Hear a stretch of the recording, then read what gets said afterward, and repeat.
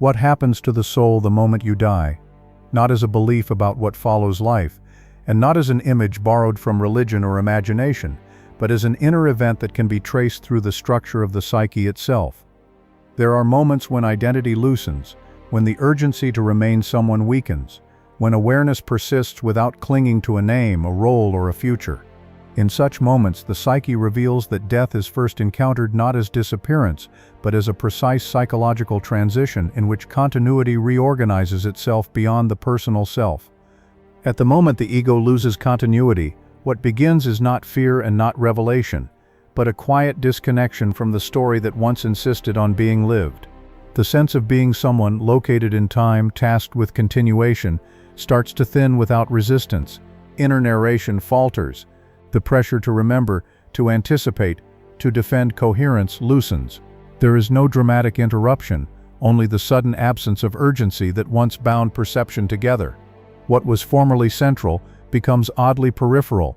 Identity does not shatter, it simply fails to present itself as necessary. This is experienced first, as the fading of narrative selfhood, rather than its destruction. The inner voice that arranged events into sequence loses traction. Past and future cease to demand allegiance. The psyche no longer moves by anticipation or regret. Time is no longer felt as something to be managed or endured. It does not end, it loses relevance. Roles once held with tension are no longer defended. Names, obligations, and positions fall away without resistance because they no longer generate effect. What remains is awareness without assignment. Most have rehearsed this moment unconsciously throughout life, long before the body fails. It appears in moments when identity dissolves temporarily, in deep fatigue, in absorption, in grief, in surrender, in certain dreams where the dreamer observes without acting. Each instance trains the psyche in the experience of existing without narrative propulsion. The fear associated with death is largely the fear of this dissolution being permanent rather than episodic.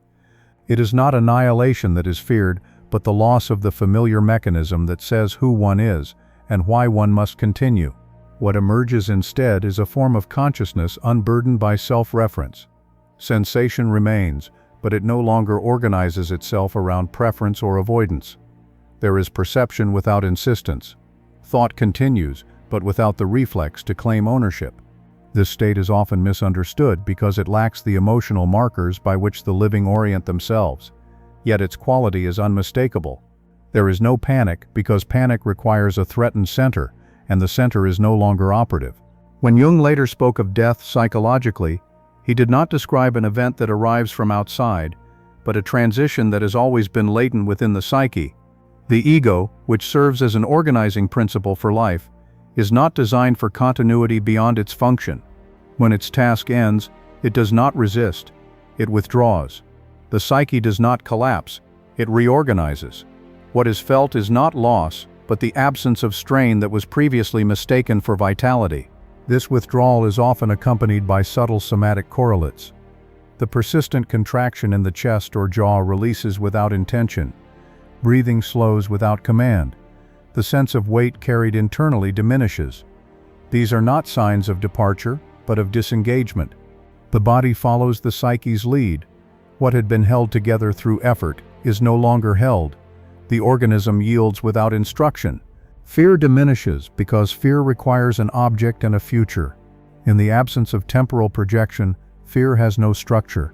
This is why accounts of dying often speak of calm without understanding its origin. Calm is not introduced. Agitation simply has nowhere to attach. The psyche no longer evaluates experience in terms of survival or continuation. Evaluation itself becomes irrelevant. Awareness persists, but without the compulsion to intervene. Jung observed that the ego's continuity is sustained by constant reinforcement through memory and anticipation. When these mechanisms disengage, the ego cannot maintain itself. This is not a failure, but a completion. The psyche moves according to its own economy, not according to personal preference. What ends is not consciousness, but the fiction that consciousness must be anchored to a personal narrative in order to exist. What the soul experiences at this threshold is therefore not a passage into something unknown, but a release from something overly known. The self that demanded coherence yields to a wider field that does not require definition. Nothing is taken away. What dissolves is the insistence on being someone. What remains is presence without position, awareness without demand, experience without the need to continue it. The first experience of death is the end of ego continuity, not the end of consciousness.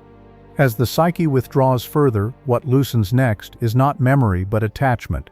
Emotional ties that once exerted pressure lose their urgency without conflict. Love, resentment, ambition, regret. These do not erupt or resolve, they simply fail to command attention. The pull toward unfinished business weakens. There is no reckoning and no review. The psyche ceases to lean toward what was once charged. It does not reject the personal world, it no longer requires it to orient experience. This withdrawal is marked by the collapse of polarity. Oppositions that once structured inner life, success and failure, guilt and innocence, desire and aversion, lose their tension. They do not merge, they fall silent. Without the ego's need to position itself, contrasts no longer generate movement.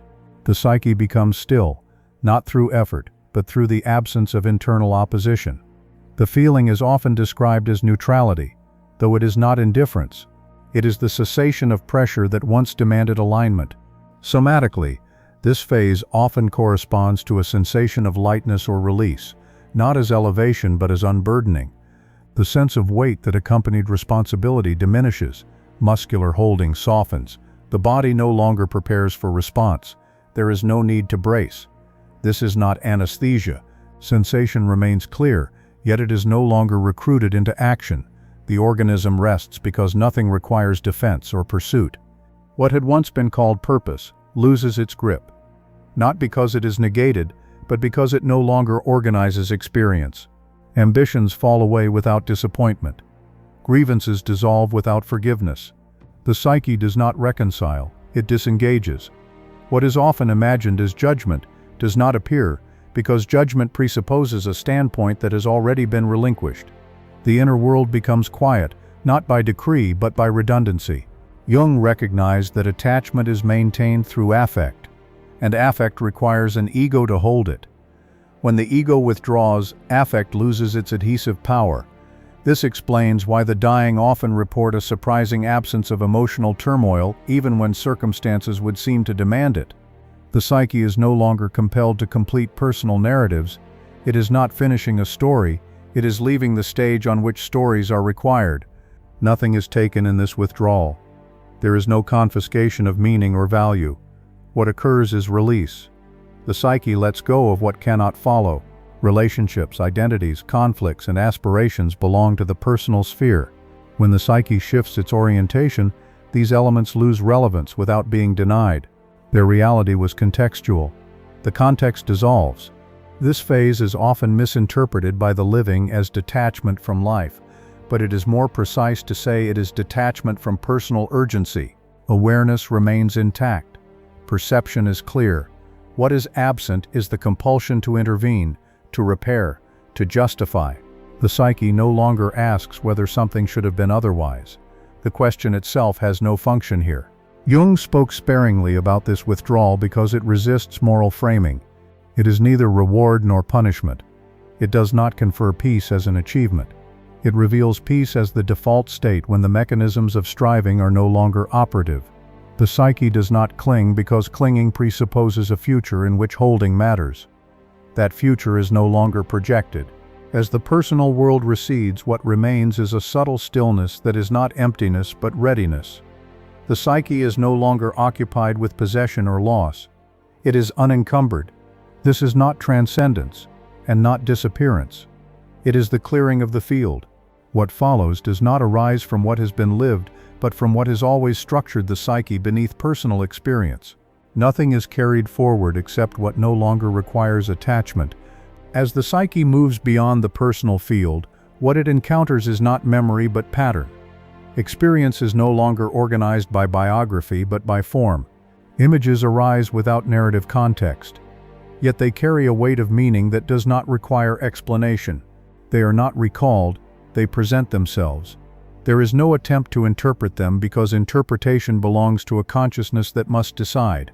Here, knowing occurs without decision. The psyche recognizes without effort. These images do not behave like thoughts. They are not chosen and they do not persuade, they stand. They possess an objective quality, as though they were not produced by the individual but encountered as facts. They do not accuse or console. They do not ask for belief. Their authority lies in their inevitability. One does not argue with them any more than one argues with gravity. They are simply there, complete in themselves. At this stage, language becomes insufficient, yet meaning intensifies. The psyche no longer translates experience into words because words are tools of orientation, and orientation is no longer required. Understanding arrives whole, without sequence. There is no analysis and no reflection. The content does not explain itself. It does not need to. Its significance is immediate, like recognition without memory. Fear recedes further, not because reassurance is given, but because nothing here is personal enough to threaten. Jung described this layer as the objective psyche, not to elevate it, but to distinguish it from the personal unconscious. It is objective because it is shared, structured, and independent of individual life history. What emerges here has shaped human experience long before any single life appeared. The psyche encounters not its own past, but the forms through which all pasts have been lived. These forms are not symbols invented by culture. Culture is shaped around them. There is no judgment in this encounter. Judgment presupposes a moral standpoint, and morality belongs to the personal world. What is present instead is order. Not imposed order, but intrinsic arrangement. Images appear in relation to one another, not as fragments but as constellations. Each carries a precise emotional tone without emotional excess. The psyche is not overwhelmed because nothing here demands reaction. One does not submit to these forms. One aligns with them without effort. Short declarative recognitions arise. This is what has always been so. This is what underlies becoming. This is what does not change. These recognitions do not arrive as conclusions. They are experienced as facts that were never unknown, only inaccessible while the ego insisted on mediation. Seriousness replaces fear, not as heaviness but as gravity. The psyche understands that it has entered a domain where personal opinion has no relevance. Jung insisted that this encounter should not be confused with fantasy or hallucination. Fantasy seeks expression. These images do not. Hallucination demands belief. These require none. They are experienced as autonomous realities within the psyche, indifferent to acceptance or rejection. Their presence is stabilizing because it removes the burden of interpretation. Meaning is not assigned, it is inherent. There is also an absence of evaluation. The psyche does not ask whether what appears is good or bad, beautiful or terrifying. Such distinctions no longer organize perception. What appears is sufficient. It does not demand continuation or avoidance. The psyche does not move toward or away from these images. It stands in relation to them, as one stands within a landscape that does not acknowledge the observer. This is why accounts of death that dwell on judgment or reward fail psychologically. They impose personal categories onto a domain that operates impersonally. The objective psyche is not concerned with what one deserved. It is concerned with what is. The individual does not dissolve here. Individuality becomes irrelevant. What mattered as character no longer mediates experience. What remains is participation in a structure that was never personal to begin with. As this encounter stabilizes, the psyche no longer seeks explanation. Explanation is a function of uncertainty. Here, uncertainty does not arise. The images do not answer questions, because questions are no longer formed. What follows this encounter cannot be described from within life, because language itself depends on the personal standpoint that has already been surpassed. Only its effects can be inferred through psychological law. The psyche encounters archetypal reality, when personal meaning ceases to organize experience. What follows does not present itself as an experience in the ordinary sense, because experience presupposes a subject who witnesses it. Here, witnessing itself withdraws.